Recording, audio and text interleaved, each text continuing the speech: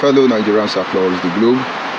Once again, I'm George Onibe, and I say good morning. I want us to quickly look at the message I titled 3 Conspiracy Theories by Nigerians against Nigerians and how it can be checkmated. There are so many conspiracy theories out there, but of course, as you already know, the essence of our work is to help you become rational, a base to begin to focus on what can be. I call it conspiracy, and I added theory. And that is because I understand that assumption does not have a legal backup in the law court. But in as much as assumption does not have a legal backup in the law court, assumption can help you to visage and create a perfect narrative for what is to come. And so if I want to narrate something that has not happened, but likely may happen, I will assume by creating a scenario. So we are creating a scenario for you to pay attention for what may eventually come if you do not act. Just 3 major problems. We look at the number 1 of this conspiracy theory, but then before then, conspiracy means 2 or more people coming with mischievous or illegal agenda against a particular group or set of people. They will gather, they will conspire how to do harm to another people. But on the other hand, when I say conspiracy theory, what it means invariably, or what you need to have at the back of your mind, is that it does not have a backup, no evidence. It is based on speculation. And then finally, it has or presents alternative narratives. That is just the difference between conspiracy on its own and then the conspiracy theory. And so if you look at Nigeria today,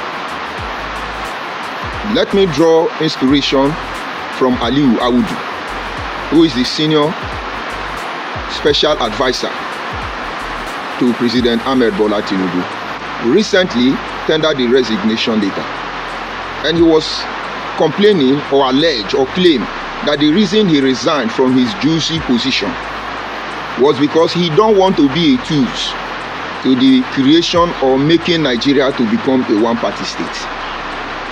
It's not something you just look at and ignore. You need to look at everything going around.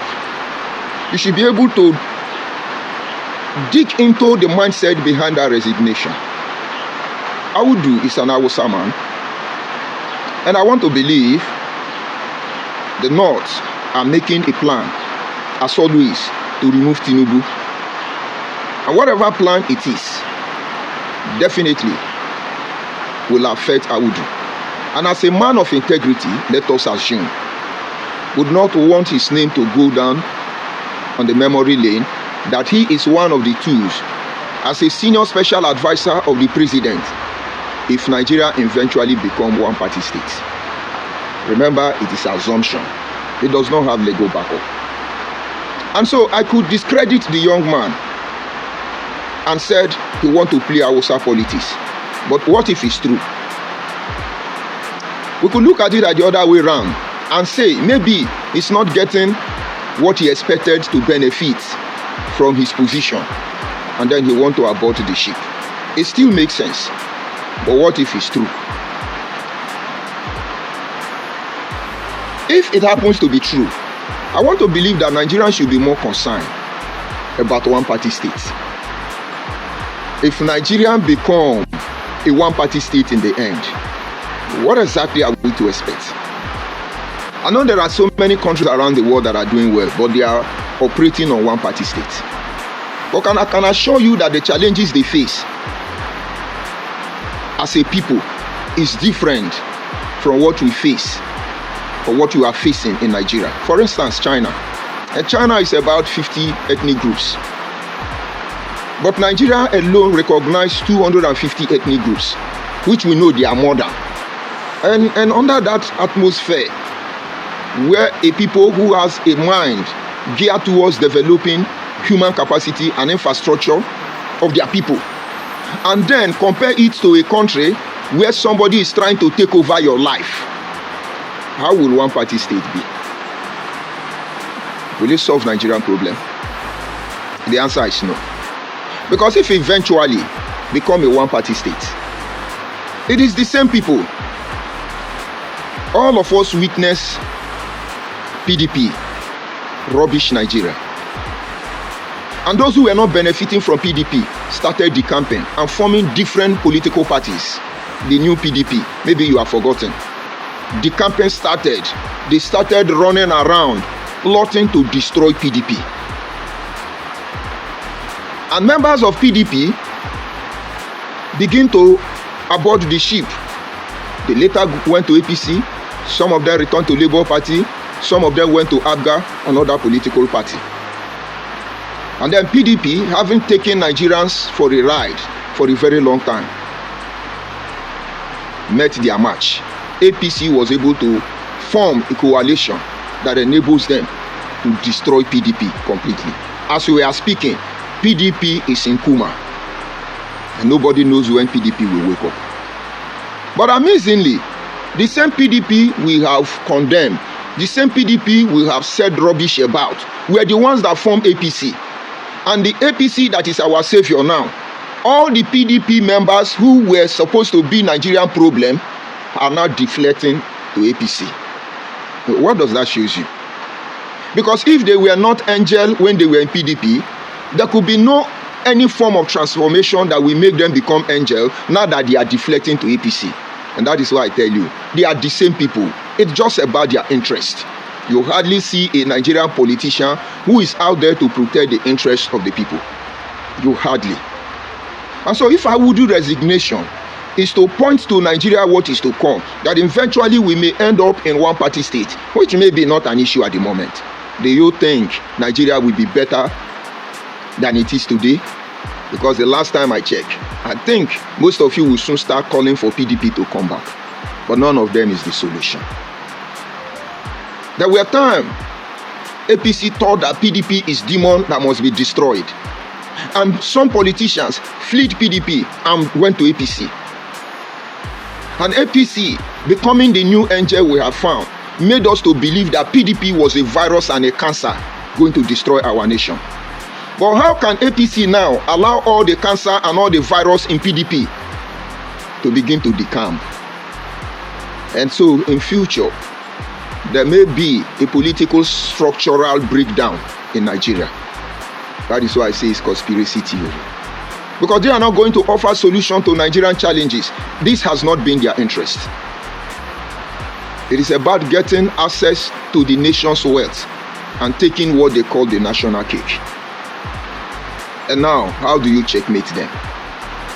In my own opinion, if you are making effort to remove Tinubu after 4 years, prepare. Because it's not going to be as easy as you think. And the best thing all of you can do, who have the interest of Nigerians at heart, who believe in our one Nigeria, is to go back to drawing board. Allow Tinubu to finish his 8 years. While he is doing what he's doing, study the system. Because everybody sooner than expected will show their true color. As far as I'm concerned, no political party in Nigeria yet is here to salvage the nation. It is the same agenda from independent. In fact, the same agenda from Igbo coup is the same agenda till tomorrow morning. Conspiracy theory. But most of you think it's a welcome development. The cancer in PDP is now crawling into APC. Look at the activities going on. You should be able to know what is coming and begin to act. They are regrouping already. P2B and Dantete, Abi Dantati. Hausa youth are giving order and let us use Igbo. They are going to give Igbo now. Let Hausa and Igbo team up. Let them fight Yoruba. And Yoruba is there preparing. Let us align with minorities, South. And after all this, what happened next? Hausa and Igbo will fight Yoruba. And or South and Yoruba will fight Hausa and Igbo. Who is deceiving who here? the system you people are creating. It's quite unfortunate that most of you are driven by your power, by your wealth. You cannot even see that the ground upon which you are standing is changing already. It's a conspiracy theory.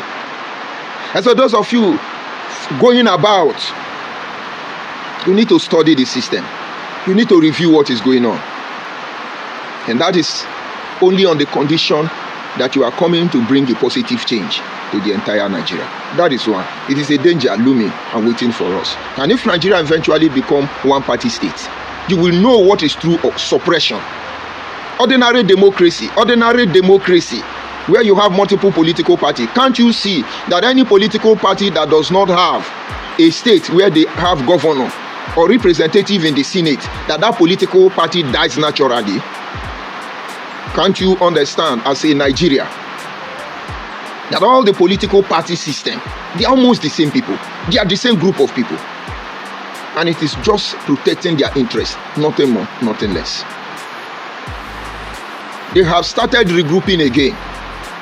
Maybe one party system they want to use to indict APC. And then if they succeed, that they have conspired to do that, and then the same people will form a new political party, and then maybe jettison PDP, and they will come back. But the point is, they will suppress your speech. They will suppress all of you. There will be no more competitive politics, if at all there is. There will be no more transparency, and only few people will become tyrants in the life of many people. But believe me, the ground upon which they are standing is changing. Number one, conspiracy theory. Number two, conspiracy theory. It's about the farmer and herders crisis. I call it conspiracy theory because I can give you alternative narratives. The history of herders and farmer crisis is not something new or originated from Nigeria. Right from ages, in fact, in the Bible, Abraham and Lot were relatives.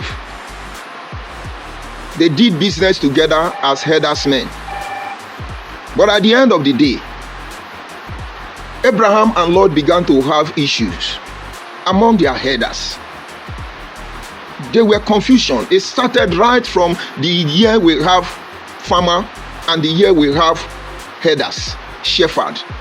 In fact, from the Garden of Eden, Abel is a farmer, Cain rather is a farmer, and Abel is a shepherd. That is farmer and herders crisis. You know what happened there? Cain have to kill Abel. Anywhere you have herders and farmer, you must have crisis, except those who understand how these things function. And then they create environment to enable both of them to coexist. But Nigerians know this truth, and they allow this crisis to continue till tomorrow morning. And then this is where the conspiracy theory comes in. That this herders and farmer crisis is targeted towards getting to one end and one end alone. It is engineered, it is sponsored. And what do you think they want to achieve? They want to put fear into you so that you will not go to farm again. And which is already happening. Those of you from the south, those of you from the middle belt, those of you who are predominantly farmer, I'm sure you go to Iche in River State now. The Fulani herdsmen has taken over almost all the land there. Every day, instead of them to go to the farm, they rather go to the police station or they summon their leaders, and then they begin to discuss. Oh, he killed my corn, he killed my yam. No, he killed my yam. We gave money to your chief. You are not in the farm. In some communities, like in Delta State, around the car houses, they now go to farm in group. You don't go to farm at your own will, because you don't know what will happen to you. And when this thing continues as it has continued, the end result is that we will lose our farming skill. And when we lose our farming skill, there will be food insecurity. And in the absence of food, what else do we have to remain alive? We depend on other nations to give us food. We used to hear about Ijebu Gari, and people used to make fun and say Gari have been saving lives for generations. Food anybody can have. Can you smoke Gari now? Can you drink Gari now? With 500 naira, can you drink Gari? How much is one cup of Gari? And why is it that even the government of the day is encouraging everybody, stop importation, go into farming? But yet there are people who have planted herdsmen in our farmland to stop us from farming. If you cannot provide food for your people, you will live at the mercy of the people who give you food, because it is the person who feed you will control when you will eat or when you will not eat. So how about people? You are not going to farm again as you used to. You are now farming behind backyard. Your main forest we call Ubueko, that are fertile land, having been left for years so they can be mature for farming. You can't go there now because there are some herdsmen. Some of them are not herdsmen, no, but that is the only way we can explain to them, because at the end of every crisis we see Fulani man there, or we see unknown government kidnappers there. And if this thing continue to happen and it is sustained, we did not make effort, all of us will beg food. We may have oil, you will not drink oil. If the oil we have with the farm and cows and cattle and everything we have, we can't even feed properly as a nation. Are you telling me when we have only cow left, that is when we will survive? There are desperate group of individuals who are there trying to control your life without you knowing. I'm just using herders and farmer crisis as a case study. There are people trying to destroy poultry farm. They are working in the internal because there is a conspiracy theory that they want to destroy our local animal, so it remain only Hausa cow. But it's a conspiracy theory. But what if it's true? How many of you can buy chicken today? How many of you still have local fowl? Do we still have local cow? How many of you still have our local animal? You now see Hausa people coming to hunt in our forest because we are one Nigeria. Are they really hunters or they are kidnappers? It's a conspiracy theory. This is alternative explanation. You know, in Europe lately, we were hearing hunters. How can you travel 48 hours to another location? Though we are one Nigeria, you are coming to hunt. So there is no antelope in Sokoto. You can imagine if our people carry a den gun and enter Gwangwalada. We enter trailer as our people and enter Arugongo with our den gun to come and hunt. How will you accept it? But the conspiracy theory. The worst thing that will happen to us is that we forget the farming scale. Let me explain to you. A friend of mine some time ago called me from America. And he said, I'm listening to your broadcast. And did you know what you said is true? I didn't know what I said, but I listened to him patiently. He said they were eating, and it was goat meat. And the son, who is about 17 years old, asked him and said, Daddy, how do they plant goats? These are Nigeria, living in America. Their son is asking the father, how do we plant goats? Because he thought they plant goats. They are, they are intelligent people, advanced people. Most of their children don't even know that Africa is not a country. Go and ask them, what is the poorest country in the world? They will tell you Africa. This is because of the information they have placed inside them. It's just meant to make them reason the way they want them to reason. Conspiracy theory. And so the man was like, how could my son at this age feel that they plant goods? We laughed over it. But this is not funny. I did not come from farming family. I come from family of transporters. You check the history of my family. 99.9% of my family, my lineage, they are all transporters. I did got involved some time ago. But then, every holiday, my father will take us to the village. He will make us spend 2 weeks, depending on the length of the holiday. We were going to farm. The beauty of going to farm was just to eat the food. Because in those days, we used to build house in the farm. We have kitchen in the farm. We have pot, drums of water. The beauty of it is that in the morning when we come to farm like this, our trap must have caught a lot of bush meat. They pick leaf while our sisters are cooking, our brothers are working, and before you know, around 10 they will stop us. We will eat food. That food was my interest. Very fresh and delicious. And then towards 4 o'clock before we close, we'll go and finish the remaining food. So every holiday, I'll tell my father I want to go to the farm. I want to go to the village. From there, I learned farming. But today, if you're from my community, you will notice you don't build house in the village again. You don't cook in the village again. Now, when you are going to village, you take a water bottle and take some water. And then you wear canvas because you don't know who is going to chase you in the bush. And then instead of you to spend your energy on what you are going to do, you are praying, oh Lord, deliver me from Fulani headsmen. Because that is the name they call even the unknown gunman that is in our forest, that is trying to destroy the next generation of our people so that we cannot be able to farm again. I used to hear Bende Gare. That was not a nickname. That was because the entire Bende state was a Gare farm. The Gare we produce in Bende state, Midwestern region could feed the whole Nigeria. Even when there is no Bende state again, you are still hearing of Bende Gare. It is unique on its own, but let's leave it at that. As small as Ikwere people is, just an ethnic group in Rivers State, you used to hear about Ikwere Gare. Does it mean the whole Ikwere people are farmer? No. But the few that are farmer were able to make impact that their Gare have a name in Nigeria. I'm sure most of you have heard about Ikwere Gare. And then we hear about Igari Jebu. Jebu is just a tribe inside Yoruba land. Why did they not say Ife Gare? But I'm sure in the nearest future, we'll be hearing of Chana Gare, Cotonou Gare, or maybe Japan Gare, or UK Gare. Because there are some Nigerians who has conspired to make us depend on them. I used to see when we have crisis here in Nigeria, Hausa will tell you they will not bring tomatoes again. They can hyper or manipulate the cost of onions because we don't farm them here. Imagine if they are the one giving us yam. Imagine if they are the one giving us gare. Imagine if they are the only one feeding this nation. Imagine what they will do. And now we are not lazy. The governor of Rivers State, both the one that is suspended, both the one that is sole administrator and the spirit administrator, they want to go. In fact, one of the highest budgets of Rivers State is going to be invested in agriculture.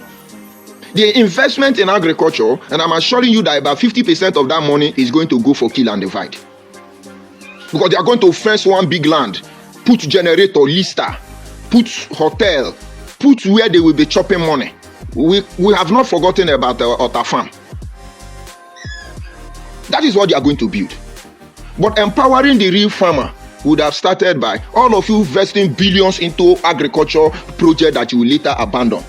Because I'm sure that one in Ogoni was created by Chibuike Amechi, and then Wike abandoned it, rivalry. And then maybe Fubara wanted to look into it before sole administrator came in. But outside this, their Songhai farm or whatever farm they call it, will Songhai farm alone farm more than the entire Rivers State people? They do not understand that to be able to secure, improve agriculture, that there are things they should do. First of all, ask Fulani herdsmen to manage their business, not on the detriment of other people, and stop telling us about cattle ranching and cattle whatever. Can they buy a land anywhere and then begin to do their cattle ranching? And then because government refused to seize the land of another people, to give them land to train their cow, their personal business, and then they must kill us in the farm. And you are not seeing the danger ahead. But in their own, they are still doing their farm. Understand, it's a conspiracy theory. If we lose our skill of farming, there will be problem. It's a conspiracy theory. Those who were able or are able to successfully conclude their farm, there is no market. There is no way of preservation. Why is the government of the day not looking for how to help us preserve our crops? In most cases, as of last year, or it should be this year, if I'm not mistaken, many communities in Agbo land could not sell their corn because there is no market. The corn was hijacked. I said it in my broadcast. That was last year, actually. What happened? Some group of criminals came to our land and formed a market union. They made sure that nobody buys our corn except only the local people, those the ones that roast corn on the road. And the amount of corn that we have farmed is very high. And so some group of people who know how to do business will come and price it anyhow. There is no protection for their market. They don't control their economic space, and most of them don't have storage facility. And that is how many farmers lost that year. And many of them are discouraged to continue. But when you say you are investing in agriculture, why are you not teaching them preservation? Why are you not creating an enabling environment for them to access the market? Why don't you stop Fulani herdsmen? And by the time they finish discouraging all of us, and then we begin to wait for handouts, then somebody will come and become a blogger and say, this is how to plant yam. Cut it into 20, choke it on the ground, and then tumble it, and then put it inside cement bag, and then do like this. That is how we are going to be buying handouts to go to farm.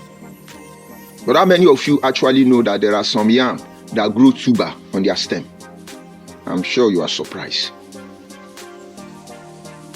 So the conspiracy theory there is, they are preparing you for greater slavery in the nearest future. A time where they will decide what you will eat. Invariably, they will decide when you will eat. Think again. I'm giving you alternative narrative. And then finally, the third danger, conspiracy theory by Nigerians against fellow Nigerians, Igbo Biafra people. Some of you don't understand this game. But the earlier you wake up, the better. You already know what is going on. There is the PG of Ohaneze Ndigbo. I don't know if it is the fake fraction or the original fraction, because they have two. And so one must be fake and the other one must be original. Whether it is the Kwere man who is the head of Ndigbo has warned Nigeria that it is illegal, unconstitutional, and unorientalically to still be holding Nnamdi Kanu in detention to this very moment, even when the competent court jurisdiction has declared him not guilty, discharged, and acquitted. I still see dishonest intellectual individual. Because this PG did not remind us that Nnamdi Kanu was actually given some bail conditions and was released, like Sunday Igboho was released. Yoruba people talked to Sunday Igboho and he went to UK and eat the little money he has gathered in the name of divide our one Nigeria. The one Nigeria they don't want to divide. They are deceiving me. Let them not worry. But then Nnamdi Kanu was released. He broke every condition given to him. In fact, that was the first thing he did, was to go to Ariaria in Aba and begin to make a broadcast. Agamaga Abuja, he was telling them, in my court next adjournment day, Buhari. You see Atoro everywhere. Okwaisi Buhari on museum on Abia State in the Ushi, in the Shua maybe. You think I'm your problem? Don't worry. It will sanitize your mentality. The PG did not tell them, yes, we know he violated. A sitting president is dead. It's not concerned to the PG because they want to play emotional game. But look, they are using another tribe to fight their cause. This is what they always do. These Biafra people don't come out at the front. They use people as a shield. Hide behind you to commit crime. This is exactly what they want to do to us. The people they call Sub-Igbo group. Use and dump. It's a conspiracy theory. And so you wake up one day, you see people who will claim, they'll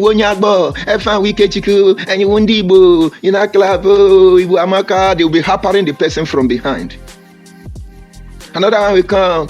In fact, one of them is Igbo picking, and I say, as I am, I pity Ikwere people. Because Benin people are laughing Ikwere people. You know why I say so? You can deny that you are not Igbo. Your blood will not deny that you are not Igbo. But ask yourself, why is it that Ikwere man now is the one drinking Panadol for Igbo man headache? But you don't know what is coming on. Conspiracy theory. Somebody actually embossed me and said, you this Yoruba man, you must leave our land and go to Yoruba land. And so we say, you this Benin man, you must leave our land and go to Benin land. But the people who are saying this thing in question are Igbo people. It shouldn't be, it be Igbo people who are chasing me because of what I said. And so why will Igbo people be telling me that I must leave Igbo and go to Benin land? Or I must leave Igbo and go to Yoruba land? Invariably, what they are telling me is that Igbo is Igbo land. And this is the part most of you are not seeing. I was in Iruru platform the other day.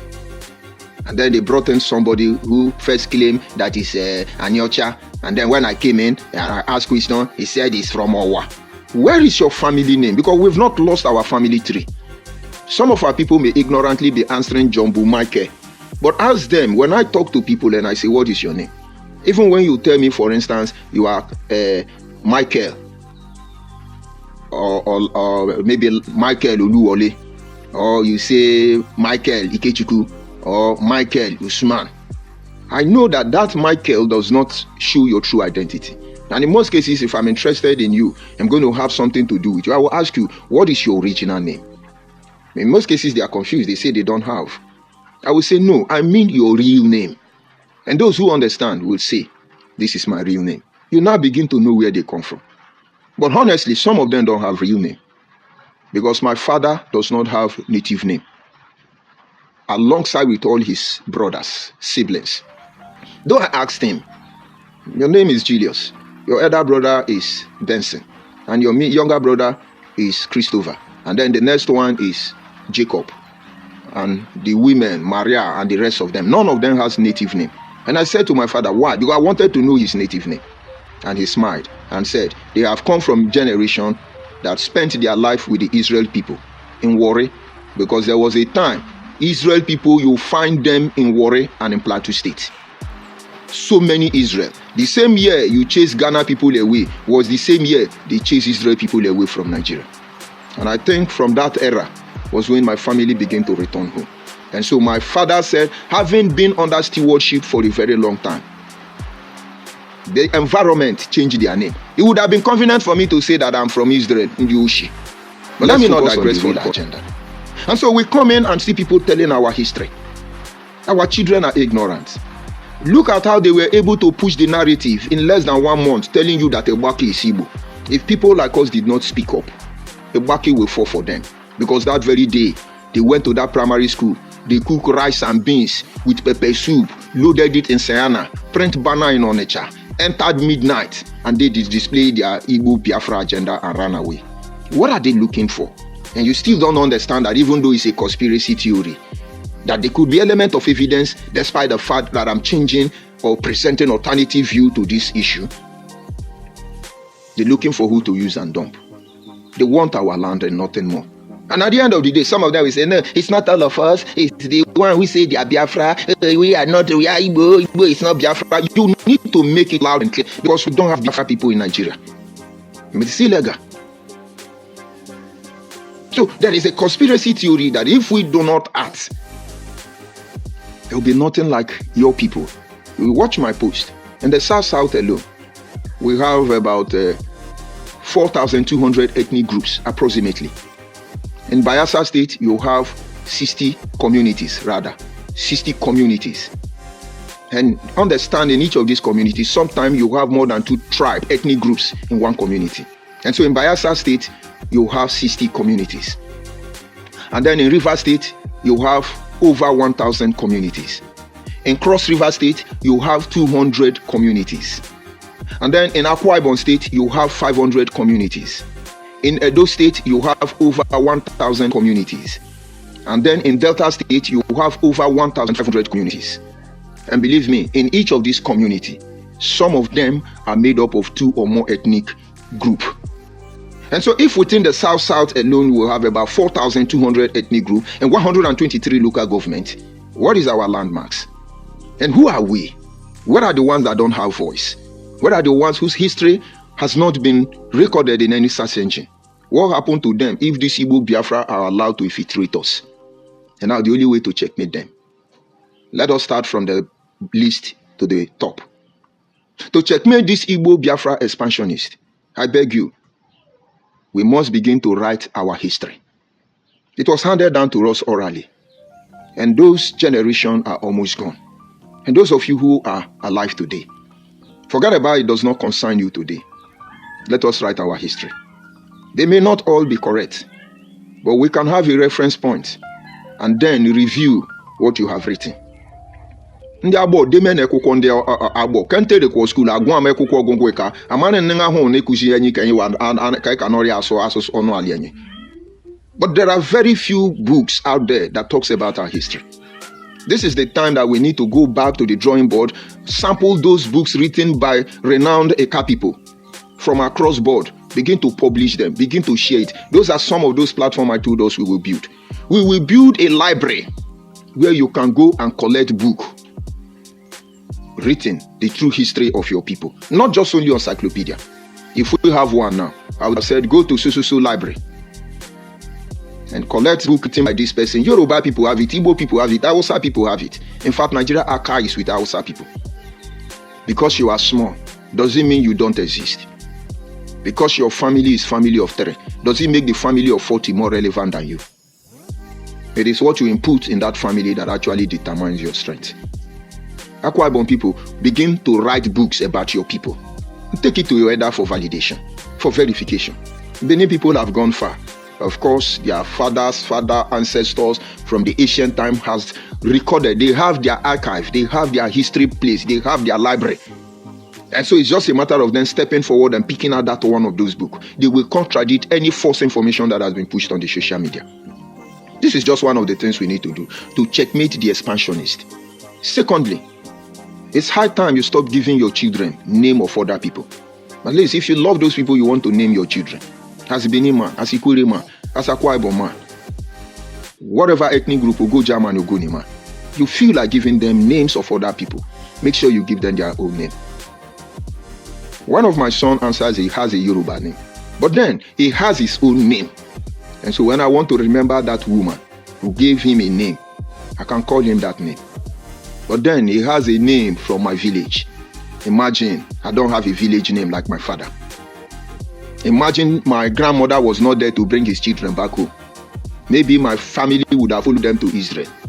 And it was made possible because their father, before he passed away, Mobogo, actually placed curse on the wife and say, if I die in the service of these people, it has to end in our time.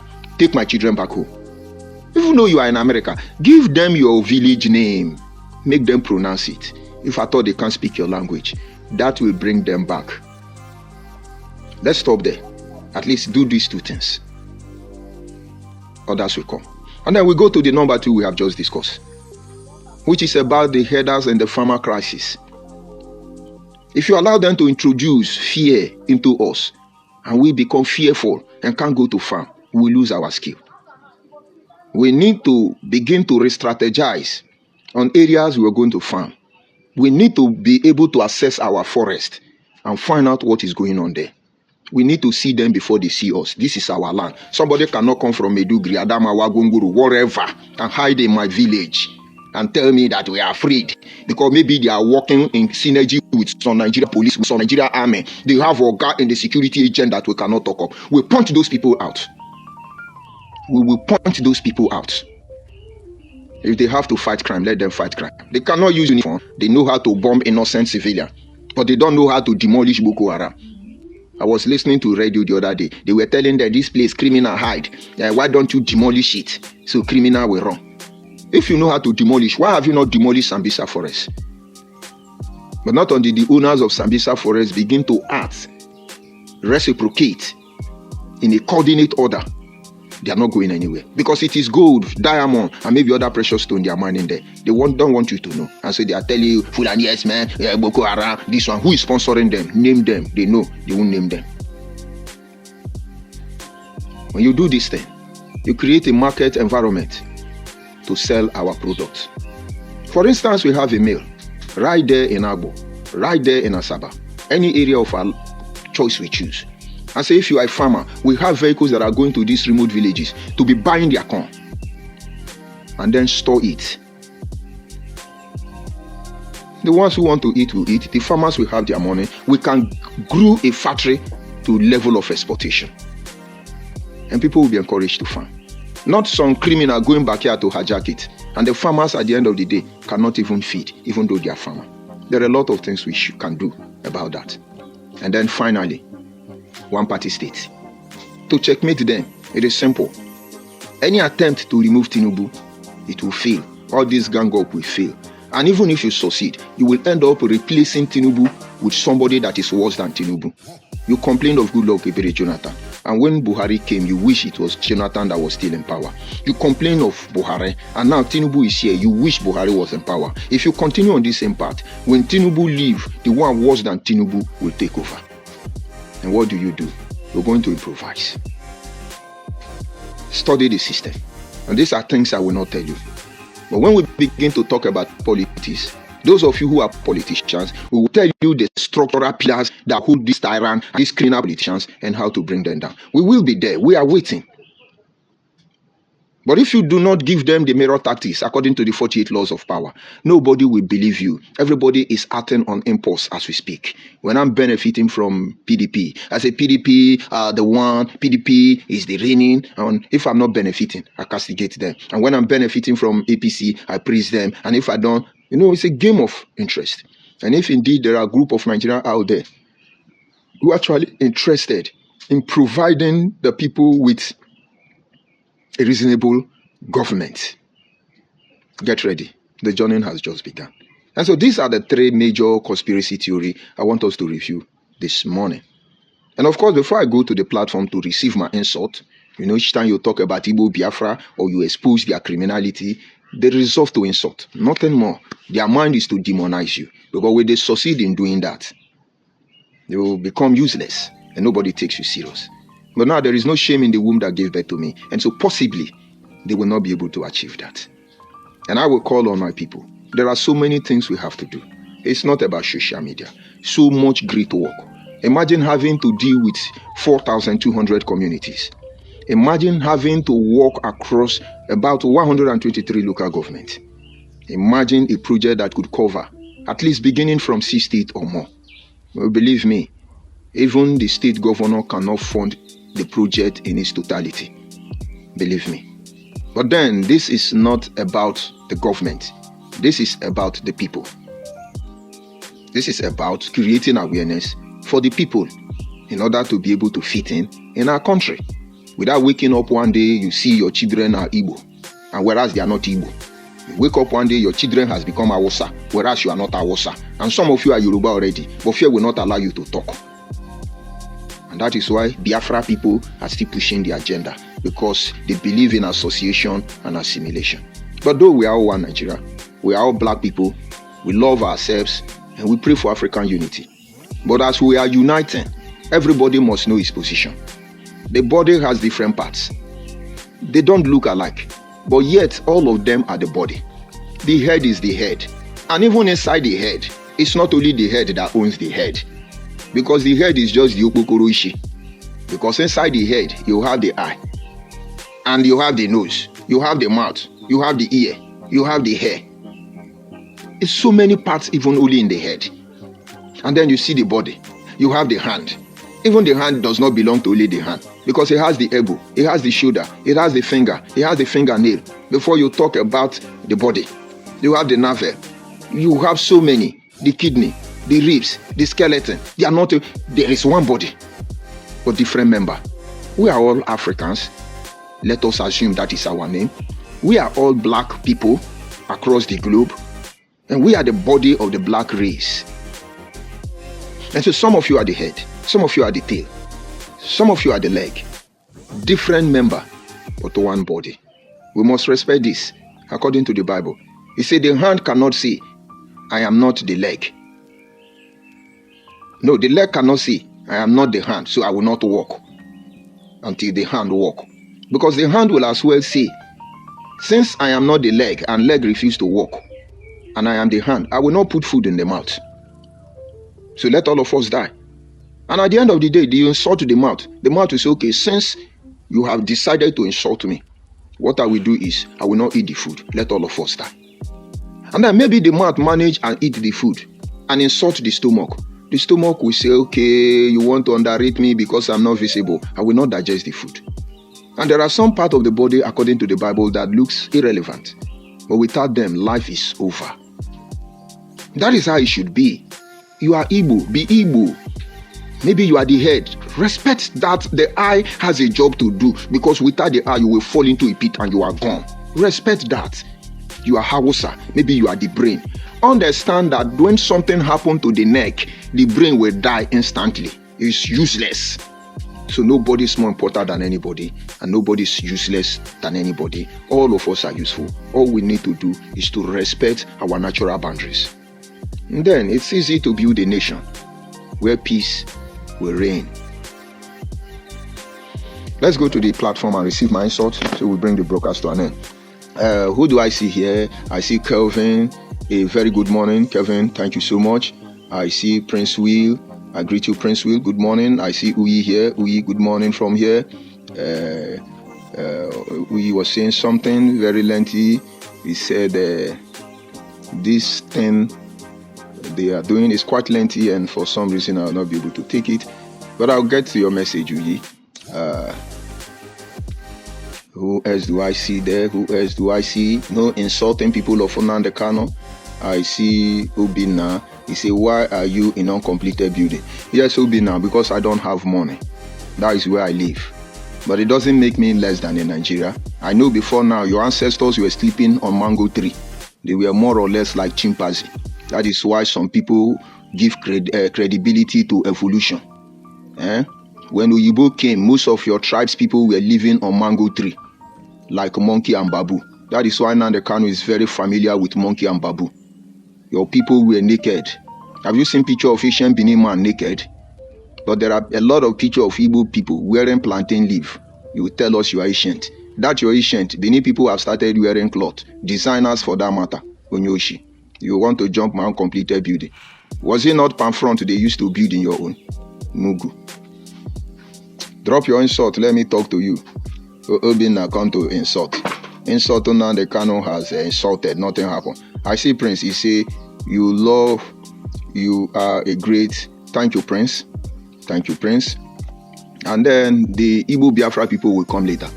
All those, their conspiracy from across board against indigenous people. We shall see the level they will go. Somewhere in the nearest future, we'll begin to look at the total land mass of every state, every tribe. We already have all this information at our disposal. You can go to the search engine and manipulate them. We will fault you with your own work, because you are the one who will be disgracing yourself. From your mouth, you have declared the judgment of God upon yourself. It is as simple as that. And like I said, we have a people to deliver from the hand of the expansionists. We have a culture and a heritage we must protect. We have a value system we cannot allow anybody to bastardize. And to do this, we need to create a platform. And this is the call I have been making for almost a year now. Of course, we are gathering. We need to set up facilities. It does not matter how long it takes. It does not matter how slow it is. But like the word of God said, it has been sent forth slowly, steadily, surely, certainly, it will come to pass. If you are interested in being part of this movement, we are not pressure group. We are not here to destroy Nigeria. We are not here to fight anybody. We are here to secure all that is left of us. We are here to remind our people who they are. And that is why in the school, your children is made to sing the national anthem every morning. Even the police does that. Even the army does that. Not because it's anything they are worshipping. It is a constant reminder of who they are. And that is what we are going to do for our people. Considering the fact that most of us don't even have voice in our country. I sign off from here. Have a nice day.